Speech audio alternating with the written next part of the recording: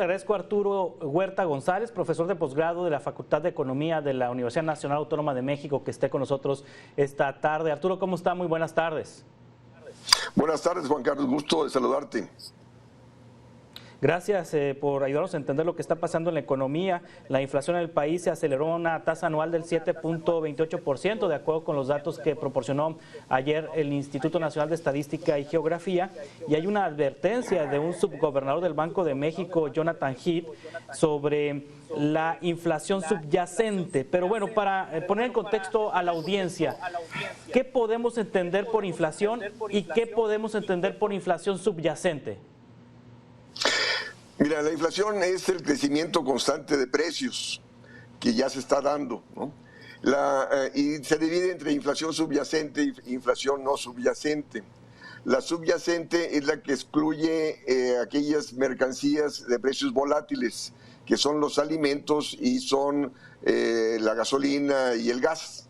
Pero resulta que están creciendo mucho más la inflación no subyacente, es decir, el precio de los alimentos, de las frutas, las verduras, los productos pecuarios, está aumentando mucho más que la inflación subyacente de mercancías y servicios. Y de hecho, dentro de las mercancías, las que más están creciendo son las productoras de alimentos, bebidas y tabaco, ¿no? Entonces, el gobierno dice que esto es resultado del problema de la pandemia y de la guerra. No. Es resultado de la incapacidad productiva nacional para satisfacer la demanda existente. La demanda no ha crecido. El problema es que la producción ha sido insuficiente, hay escasez de productos y estamos importando gasolina, estamos importando gas, estamos importando alimentos y entonces, por lo tanto, la inflación mundial nos pasa a repercutir. Si nosotros, Juan Carlos, fuésemos autosuficientes en granos básicos, pues lógico, no estaríamos sujetos a la inflación mundial. Si fuésemos autosuficientes en gasolina y en gas, no seríamos sujetos a la inflación mundial. Y el problema es que las políticas económicas que han venido predominando por años han favorecido el sector financiero y han actuado en detrimento del sector agrícola y en detrimento del sector manufacturero. Y de ahí las consecuencias estas de inflación con recesión económica que se está manifestando.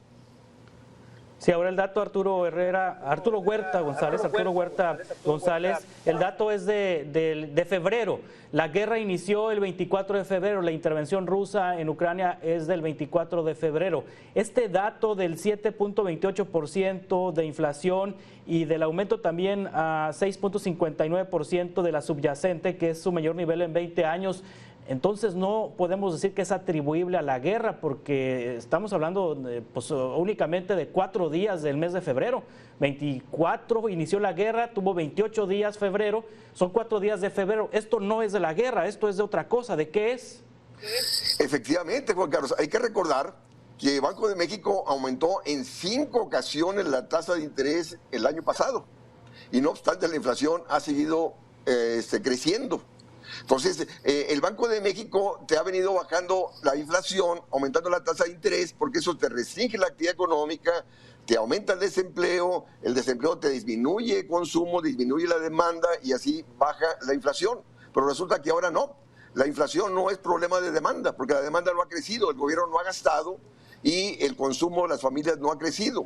El problema de la inflación que estamos enfrentando desde el año pasado a la fecha es, repito, de problemas de oferta, de producción. De hecho, el mismo Banco de México ha reconocido que hay escasez de productos y que estamos importando la inflación. Entonces, si ellos reconocen que la inflación es resultado de presiones de oferta, de problemas de producción, no es para que sigan aumentando la tasa de interés. Porque, Juan Carlos, al aumentar la tasa de interés, te encarece el crédito, disminuye más la inversión y al disminuir la inversión cae la producción, sigue la escasez de productos y sigue la inflación. Entonces vamos a un contexto de recesión, de contracción económica con presiones inflacionarias. Sí, 10 de marzo ya hay pues 14 días de guerra. Hoy es el día 14 o 15 si no me equivoco. En estos 14, 15 días de guerra ya los consumidores mexicanos hemos resentido en el precio del litro de gasolina, en los combustibles. ¿Esto sí es por la guerra, Arturo? Sí, porque efectivamente el precio del petróleo a inicios de febrero estaba a un nivel mucho más bajo del que está actualmente. De hecho, la mezcla mexicana estaba programada para estar en $55.10 en todo el 2022. Pues resulta que ya está arriba de $100 el barril. Eso eso en torno a lo que estamos exportando, pero repito, importamos gasolina. Y esto, el precio de la gasolina ha aumentado tremendamente, igual que el gas, importamos gas.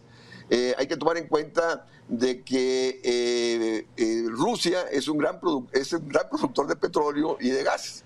Entonces, también la misma decisión que tomó el presidente Biden de ya no importar petróleo de Rusia, pues lógico, aumenta las expectativas de que el precio del petróleo va a seguir aumentando.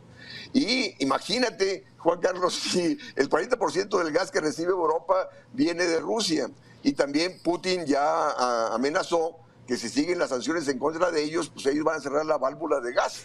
Entonces vendrá una crisis económica muy seria en Europa y imagínate a cuánto se va a ir el precio del gas a nivel mundial. Y el problema también, Juan Carlos, es que Rusia es un gran productor de fertilizantes. Y también Rusia y Ucrania abastecen el 30% del trigo a nivel mundial.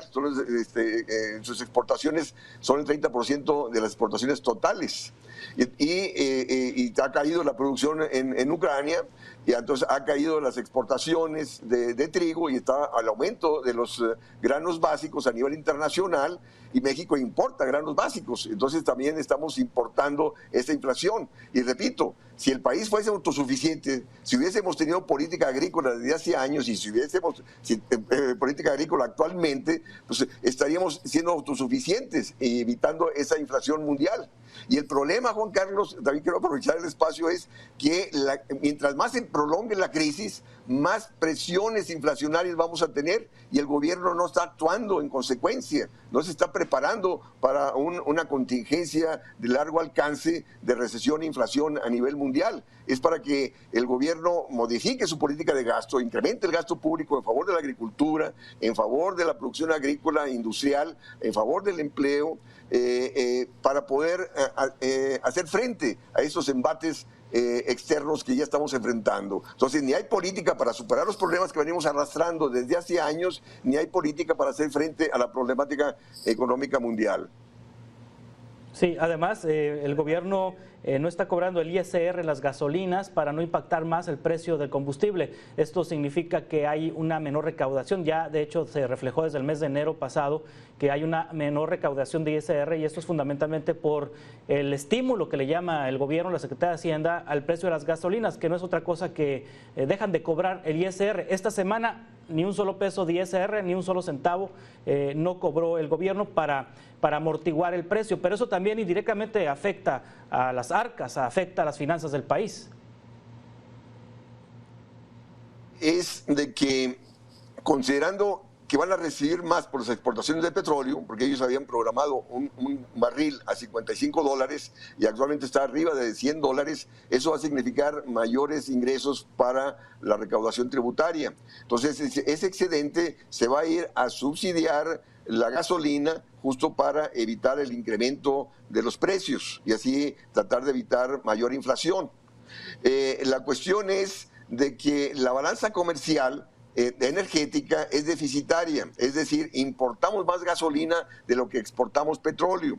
Si bien vamos a recibir más por las exportaciones de petróleo, vamos a tener que pagar más por las importaciones de gasolina. Entonces, la cuestión es de que este excedente, para evitar el precio de el precio de las gasolinas, va a ser insuficiente, ¿no? Y además, Juan Carlos, hay que tomar en cuenta que el precio de los alimentos va a seguir creciendo. Ahí veíamos la entrevista que hacía el reportero de ustedes, y va a seguir creciendo y va a seguir la inflación. Entonces el presidente ha dicho que el precio de la electricidad y las gasolinas no va a superar la inflación, pero la inflación va a seguir, entonces va a seguir aumentando el precio de las gasolinas y la electricidad, digamos, par y paso a la inflación. ¿Y qué va a hacer el Banco de México? Va a seguir aumentando la tasa de interés. Y al aumentar la tasa de interés, sí, pues menos crecimiento económico, menos crecimiento productivo, seguirá la escasez de productos y seguirán las presiones inflacionarias. Entonces, de ahí que la gente tiene que tener mucho cuidado de no endeudarse, porque las tasas de interés van a seguir creciendo. Y el problema, Juan Carlos, es que el aumento de la tasa de interés frena la actividad económica, va a aumentar el desempleo. Entonces, la gente va a tener menos ingresos. Porque el Banco de México dice, no, es que queremos bajar la inflación para proteger a los que menos tienen. Pero ¿de qué te sirve bajar la inflación si aumentas el desempleo? La gente no va a tener ingresos para consumir nada. Entonces, aquí, de nuevo, no vas a bajar la inflación aumentando la tasa de interés. Hay que bajar la inflación aumentando la producción.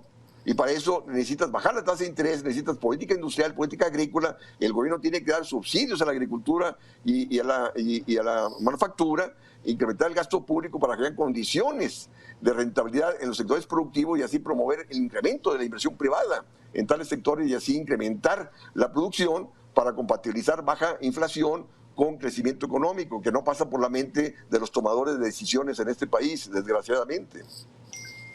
Sí, Arturo Huerta González, profesor de posgrado de la Facultad de Economía de la UNAM. Le agradezco mucho que nos haya tomado esta conversación y que nos explique lo que está ocurriendo en la economía del país y del mundo. Estamos en contacto, si le parece, para futuras conversaciones. Claro que sí. Buenas tardes, Juan Carlos.